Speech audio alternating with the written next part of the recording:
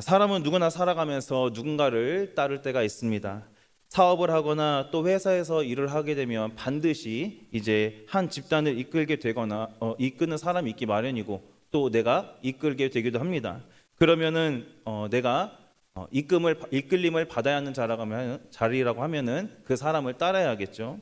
그런데 누군가를 따르는 경우를 우리가 두 가지로 나눈다 한다면 억지로 따르는 경우가 있고 따를 만해서 따를 수 있는 사람이어서 따르는 경우가 있습니다.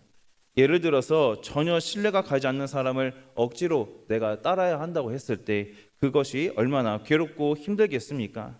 여기에 계신 모든 분들은 저보다 연배도 더 있으시고 또 사회생활 경험이 더 훨씬 많으시기 때문에 여러 유형의 사람들을 많이 겪어보셨을 것으로 생각이 됩니다. 내가 따를 만한 사람이 있는가 하면 또 전혀 좀 따르고 싶지 않고 좀 피하고 싶은 사람이 있죠. 하지만 위치상 어쩔 수 없이 따라야 할 때도 있습니다. 그런 경우에 같이 억지로 이제 일을 하게 되면 어떤가요? 왠지 그 일을 내가 좀 빨리 그냥 얼른 끝내버리고 싶고 웬만하면 나한테 말 걸지 않고 좀 일을 맡기지 않았으면 좋겠고 아니면 혹은 이게 진짜 이게 될까라는 등등 여러 가지 생각이 듭니다. 그 사람이 어떻게 보면 싫어서라기보다는 좀 신뢰가 가지 않는 그런 마음이 있기 때문에 그렇다는 거죠.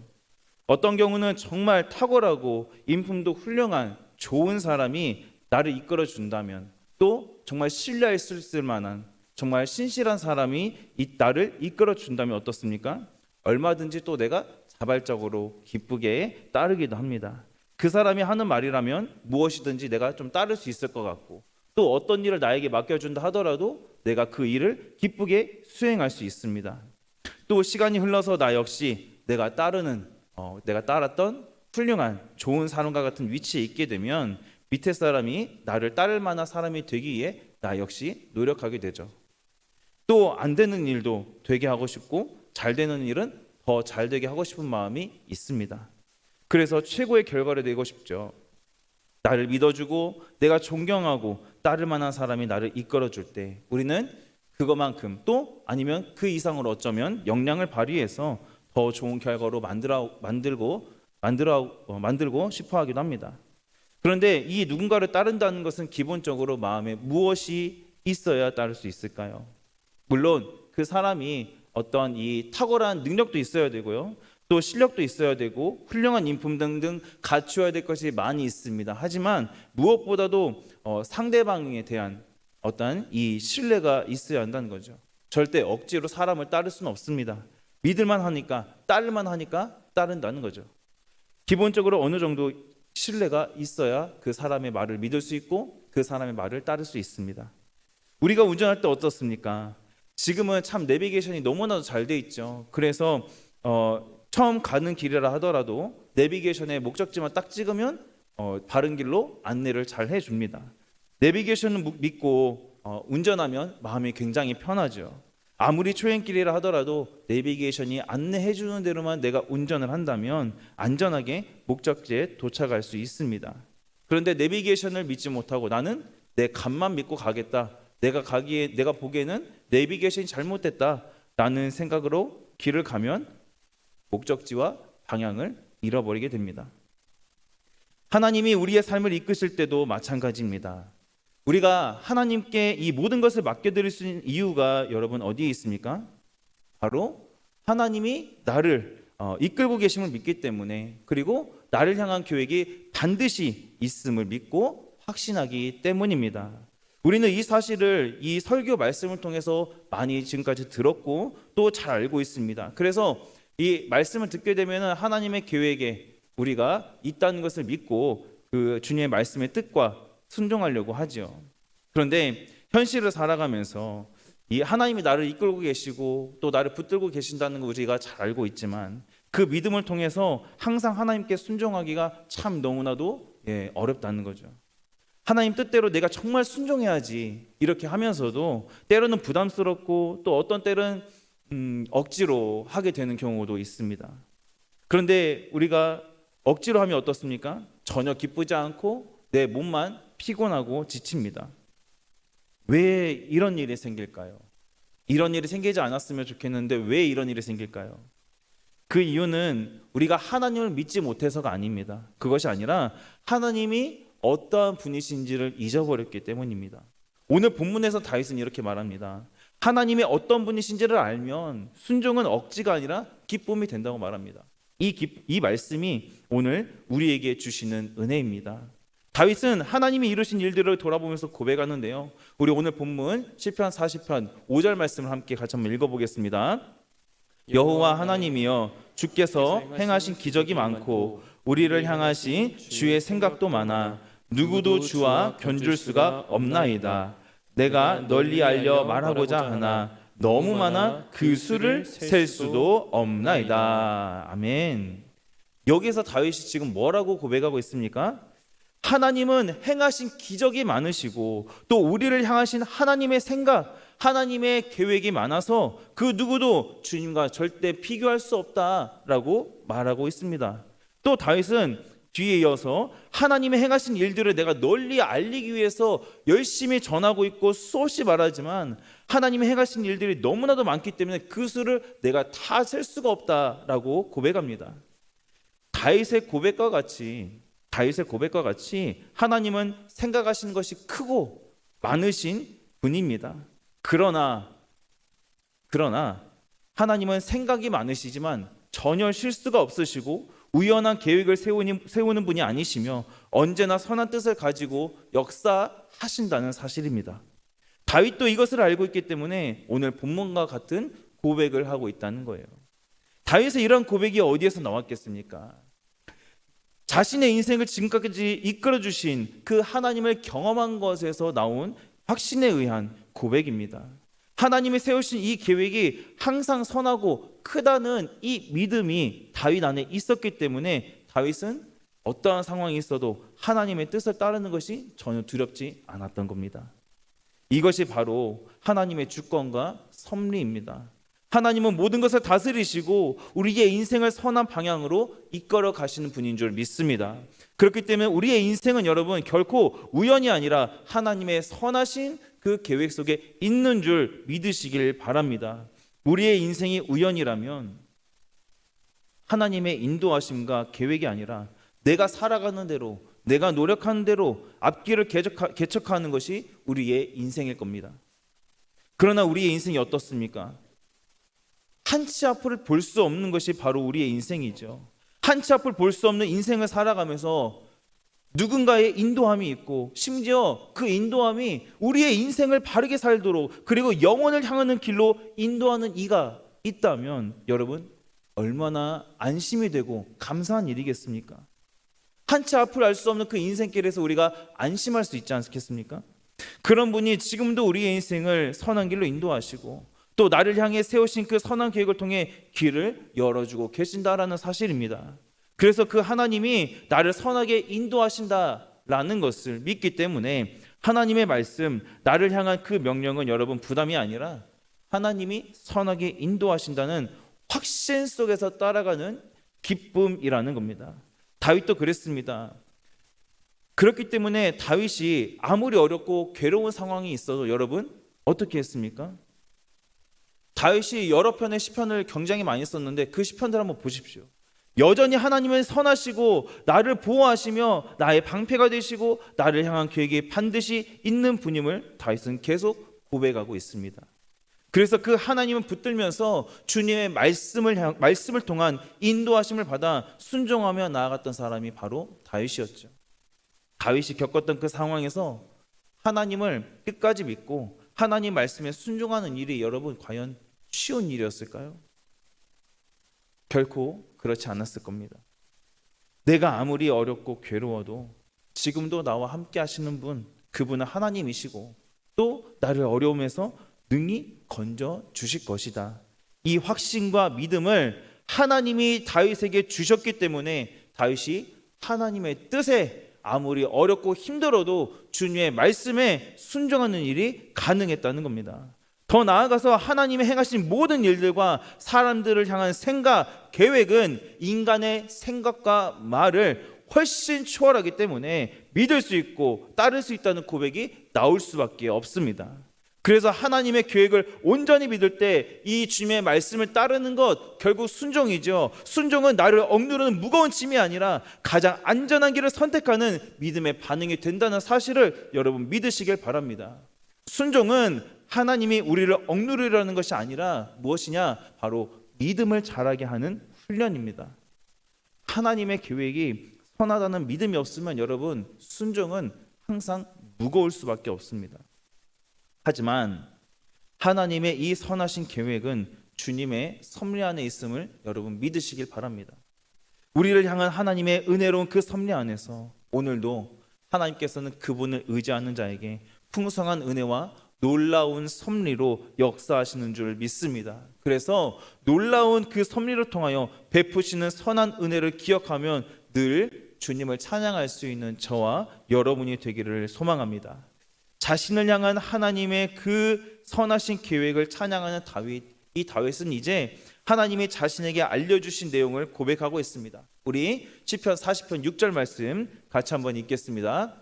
주께서 내 귀를 통하여 내게 들려주시기를 제사와 예물을 기뻐하지 아니하시며 번제와 속죄제를 요구하지 아니하신다 하신지라. 아멘. 하나님께서 다윗의 귀에 들려주셨다라고 말씀하고 있죠. 하나님께서 다윗에게 무엇을 가르쳐 주셨다고 말씀하고 있습니까? 하나님은 제사와 예물을 기뻐하지 않으시고 번제와 속죄제를 요구하지 않으신다라고 말씀하고 있습니다. 이때 제사는 무엇입니까? 바로 예배이죠. 그렇다면 하나님이 예배를 거부하신 것일까요? 그게 아닙니다. 예배도 중요합니다. 예배 중요하죠. 그렇지만 하나님이 원하시는 것이 또 있다는 말입니다. 바로 무엇이냐? 형식만 있고 마음은 없는 예배를 하나님은 전혀 기뻐하지 않으신다는 겁니다. 하나님은 이스라엘 백성들이 형식만 낳는 것을 매우 싫어하셨습니다.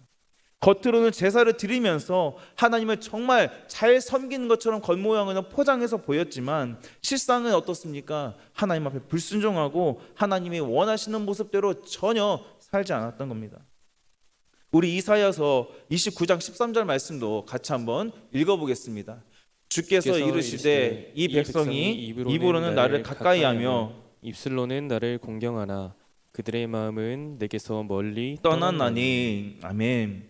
입술로만 겉으로는 하나님을 공경하고 하나님을 잘 섬기는 것처럼 보였지만 그들의 마음 중심은 하나님을 향해 있지 않았고 여기 말씀하고 있는 대로 멀리 떠나 있었다라고 합니다.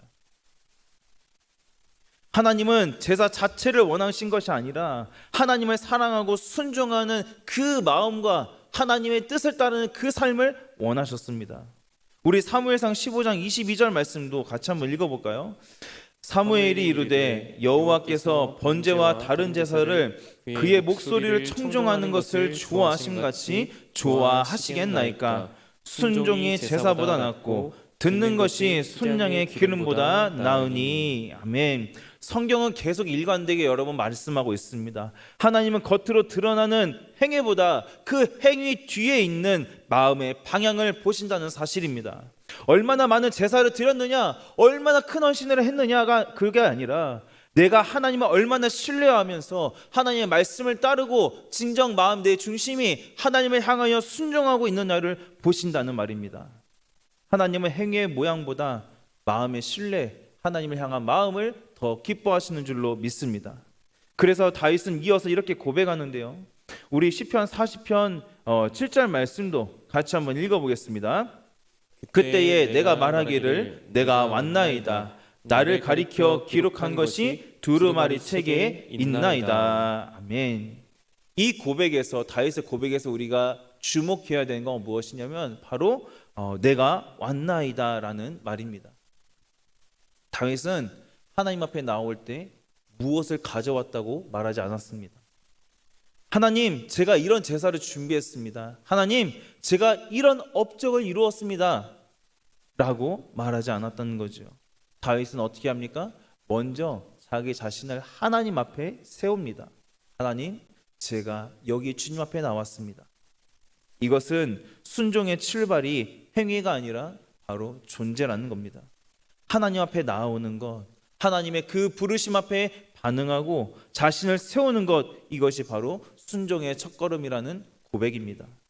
또 다윗은 이렇게 말합니다. 나를 가리켜 기록한 것이 두루마리 책에 있나이다. 이 말은 무엇입니까? 자신의 인생이 즉흥적이거나 결코 우연한 것이 아닌 이미 하나님의 뜻과 그분의 계획 안에 있었다라는 고백입니다. 다윗은 자신의 삶이 하나님의 말씀 밖에서 흘러가는 인생이 아니라 하나님께서 미리 아시고 계획하시고 인도하시는 삶임을 확신하고 믿었습니다. 그래서 다윗은 어떻게 합니까? 두려움이 아니라 확신으로 말하고 있습니다. 하나님, 제 인생은 주님의 말씀 안에 있습니다. 이 고백의 중요한 이유는 다윗이 완벽했기 때문에 이런 말을 해서가 아닙니다. 분명히 다윗은 실패도 많았고요, 넘어짐도 많았고 실수도 많은 사람이었습니다. 그럼에도 불구하고 다윗은 어떻게 합니까? 하나님, 제가 그럼에도 주님 앞에 지금 서 있습니다 라고 말합니다. 여러분, 이것이 바로 믿음입니다.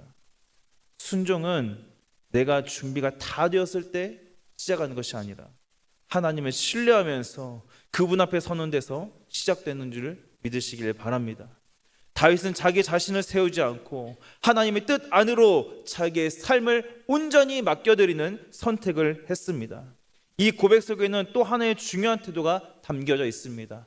다윗이 내가 왔나이다 라고 말하면서 자신의 삶의 주도권을 바로 하나님께 드렸다는 겁니다. 다시 말해, 하나님, 제 인생의 방향, 제가 앞으로 나아가야 할 길, 그 방향을 제가 정하지 않겠습니다 라는 고백입니다. 사람은 누구나 자기의 계획, 생각 가지고 살아가죠. 그러나 믿음이란 그 계획 위에 하나님의 뜻을 가장 먼저 우선순위로 올려놓는 것입니다. 다윗은 자기의 뜻을 관철시키기 위해서 하나님을 이용하지 않았고 하나님의 뜻 앞에 자기의 뜻을 내려놓았습니다. 이것이 여러분 참된 순종의 태도입니다. 또한 이러한 고백은 하나님을 향한 전적인 신뢰의 표현입니다. 다윗은 자기의 인생이 하나님의 말씀 안에 기록되어 있다는 이 사실을 온전히 믿었기 때문에 자신의 지금 현실이 어렵고 지금 죽을 것 같아도 미래를 전혀 알지 못해도 두려워하지 않았다는 거죠. 내 앞길이 다 보이지 않아도 괜찮은 이유 어디에 있습니까? 나보다 더 앞서가시는 그 하나님이 계시기 때문입니다. 그래서 믿음의 사람은 상황이 안정될 때만, 내가 할 수 있을 것 같을 때만 순종하는 것이 아니라 불확실함 속에서도 하나님을 온전히 신뢰하면서 내가 지금 예상하기에는 이럴 것 같지만 하나님 인도하시면 분명히 다르겠지, 하나님 분명히 인도하시면 무언가 달라질 것이다 라는 그 믿음으로 한 걸음 내딛는 사람입니다. 다윗의 순종은 환경이 좋아서가 아니라 하나님이 좋으신 분이라는 확신, 나의 삶을 책임지시는 분이라는 확신에서 나왔습니다. 이처럼 순종은 결단 이전에 신뢰의 문제입니다. 하나님을 어떤 분으로 알고 있느냐, 이것에 따라 순종의 무게가 달라진다는 거죠. 하나님을 멀고 두려운 분으로 알면 순종은 항상 부담이 됩니다. 그러나 하나님이 나를 아시고 나를 위해서 끝까지 책임지시는 아버지로 알면 순종은 달라집니다. 그때 순종은 억지가 아니라 자유가 되고 의무가 아니라 감사가 되며 하나님께 나를 맡길수록 오히려 마음이 가벼워지는 은혜의 길이 되는 줄 믿습니다. 다윗의 내가 왔나이다라는 이 고백은 바로 그런 하나님을 신뢰하고 확신하는 믿음의 선언입니다. 그런데 사랑하는 성도 여러분, 이 시편 40편의 고백, 이 고백은 다윗 개인의 고백으로만 끝나지 않습니다. 우리 히브리서 10장 5절부터 7절 말씀도 같이 한번 읽겠습니다. 그러므로 주께서 세상에 임하실 때에 이르시되 하나님이 제사와 예물을 원하지 아니하시고 오직 나를 위하여 한 몸을 예비하셨도다. 번제와 속죄제는 기뻐하지 아니하시나니 이에 내가 말하기를 하나님이여 보시옵소서, 두루마리 책에 나를 가리켜 기록된 것과 같이 하나님의 뜻을 행하러 왔나이다 하셨느니라. 아멘. 성경은 이 말씀을 예수 그리스도 안에서 완전히 이루어진 말씀이라고 분명히 가르쳐주고 있습니다. 예수님께서는 제사와 예물을 더 많이 드리기 위해서 이 땅에 오신 분이 아니었습니다. 형식적인 예배를 반복하기 위해서 오신 분도 아니었습니다. 하나님의 뜻에 온전히 순종하는 삶을 몸으로 살아내기 위해서 순종의 본을 보여주시기 위해 오신 분이셨습니다. 우리가 실패했던 자리, 우리가 억지로 순종하다 포기했던 그 자리에서 예수님은 끝까지 순종하셨습니다. 십자가를 지시기 전에도 예수님은 어떻게 하셨습니까? 아버지여, 내 뜻대로 마옵시고 주님의 뜻대로 하옵소서라고 고백하셨습니다. 그리고 히브리서 10장 10절도 이렇게 말씀하고 있는데요. 우리 10장 10절도 함께 읽겠습니다. 이 뜻을 따라 예수 그리스도의 몸을 단번에 들이심으로 말미암아 우리가 거룩함을 얻어노라. 아멘. 우리가 오늘 하나님 앞에 주님 제가 여기 있습니다라고 고백할 수 있는 이유가 여러분 어디에 있습니까? 내가 잘 준비되었기 때문이 아니라 이미 예수님께서 하나님 앞에 완전한 순종으로 서 계시기 때문입니다. 우리가 드리는 이 순종은 여러분 그래서 구원을 얻기 위한 어떤 조건이 아니라 이미 은혜로 구원받은 자가 드리는 감사의 응답이라는 사실을 여러분 기억하시길 바랍니다. 그래서 그리스도 안에서의 순종은 억지가 아니라 기쁨이 되고 의무가 아니라 자유가 됩니다. 이 은혜를 아는 사람이 다윗처럼 고백할 수 있는 겁니다. 그래서 다윗은 8절 말씀에서도 이렇게 고백하는데요. 우리 오늘 본문 8절 말씀도 같이 한번 읽겠습니다. 나의 하나님이여 내가 주의 뜻 행하기를 즐기오니 주의 법이 나의 심중에 있나이다 하였나이다. 아멘. 여기에서 아주 중요한 표현이 나오죠. 바로 내가 주의 뜻 행하기를 즐기오니. 즐긴다고 합니다. 주님의 뜻 행하기를 즐긴다고 하죠. 절대 억지가 아닙니다. 부담도 아닙니다. 하나님의 뜻을 행하는 것, 그것이 자체가 기쁨이라는 겁니다. 바로 이것이 여러분 은혜의 순종입니다. 하나님을 더 깊이 신뢰하면 신뢰할수록 이 순종은 주님 앞에 온전히 올려드리는 열매가 되는 줄 믿습니다. 왜 다윗이 이렇게 고백할 수 있었을까요? 앞에서 우리가 살펴본 것처럼 다윗은 하나님이 어떠한 분이신지를 확신하고 있었고 잘 알고 있었기 때문입니다. 하나님은 실수하지 않으시고 나를 향해 선한 계획을 가지고 계시며 지금까지도 나를 인도해 오신 그러한 신실하신 분이라는 사실을 알았기 때문입니다. 그러므로 다윗에게 있어서 이 순종은 무거운 짐이 아니라 가장 안전하고 완전한 길을 선택하는 그 믿음의 반응이었던 것처럼 우리에게도 이러한 은혜가 있기를 간절히 소망합니다. 사랑하는 성도 여러분, 우리가 연말을 맞이하면서 여러 가지를 결단하고 있고 또 서약하고 다음의 사역을 위해서 지원하고 있습니다. 우리가 이렇게 한 이유가 무엇입니까? 무언가를 하나님 앞에 더 드려서 인정받기 위한 것이 아닙니다. 서약과 사역을 지원하는 것은 여러분 이렇게 고백하는 겁니다. 하나님, 저는 하나님의 어떠한 분이신지를 믿습니다. 하나님, 저는 주님의 계획에 선하다는 것을 신뢰합니다. 그래서 억지로가 아니라 믿음으로 순종의 자리에 서 있기를 원합니다. 이 고백을 주님께 마음으로 결단하면서 올려드리는 겁니다. 직분이 우리를 거룩하게 만드는 것이 아니라 하나님을 신뢰하는 그 믿음이 우리를 그 자리에 서게 하는 줄 믿습니다. 사역 역시 사람이 필요해서 하는 일이 아니라 하나님이 나를 선하게 인도해 주신다라는 믿음 때문에 선택하는 것입니다. 혹시 마음에 부담이 있는 분 아직 계신가요? 아니면 그래서 또 망설이는 분 계십니까? 내가 과연 잘할 수 있을까? 혹은 이 나이에 이 상황에 내가 가능할까? 내가 자격이 있을까? 다윗도 그랬습니다. 그러나 다윗은 자기 자신을 보고 하나님 앞에 순종하지 않았습니다. 하나님만을 바라보고 순종했습니다. 하나님은 오늘도 동일하십니다. 우리의 연약함을 모르고 부르시는 분이 아니십니다. 우리의 형편을 모르고 맡기시는 분도 아니십니다. 오직 하나님은 우리의 모든 형편을 알고 계시는 분으로서 감당할 은혜를 함께 주시는 분임을 기억하시길 바랍니다.